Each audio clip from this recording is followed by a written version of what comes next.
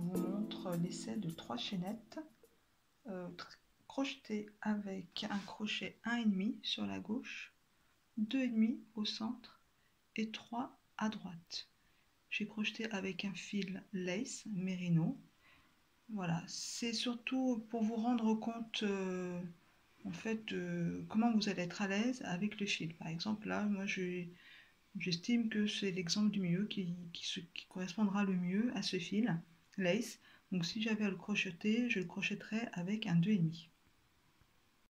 Alors pour cet exemple, j'ai choisi un coton DMC assez épais.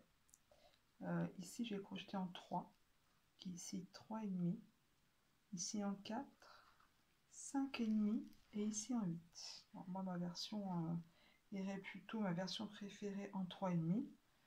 Après, à savoir qu'est-ce que vous voulez crocheter, quel style d'ouvrage vous voulez crocheter. Est-ce que vous voulez crocheter style amigurumi, parce que c'est déjà un coton assez épais de toute façon pour un amigurumi. Ce serait plutôt un coton qui se crochette, voilà, coton 4, fil d'art 4, 4,5, 5 on va dire, pour une référence connue.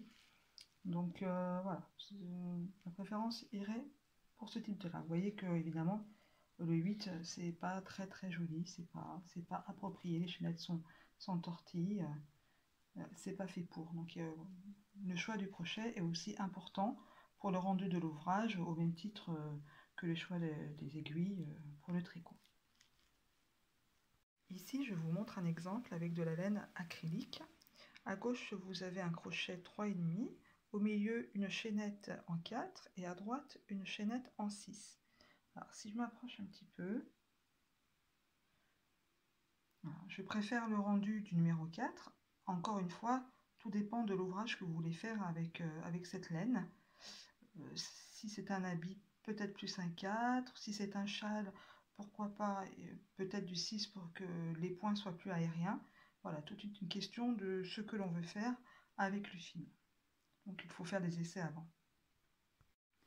Alors, concernant ce fil fait de t-shirt, de jersey, que l'on peut se servir pour faire des sacs ou encore des tapis, je l'ai crocheté en 8 et en 10. Je n'ai pas de crochet plus gros, je pense que le 12 ou le 15 il se serait bienvenu. Voilà, encore un exemple de ce que l'on peut faire avec un crochet, et c'est le rendu d'une chaînette. Je termine cette petite série d'exemples avec un fil papier que l'on peut aussi crocheter. J'aurais pu aussi rajouter de la ficelle que je n'ai pas. Vous l'aurez compris, on peut crocheter pratiquement avec tous les fils que l'on veut. D'ailleurs, dans la prochaine série, nous verrons comment faire les points et les rendus avec ces différents fils que je viens de vous présenter. Voilà, j'espère que cette petite explication et démonstration vous plaira. À très bientôt.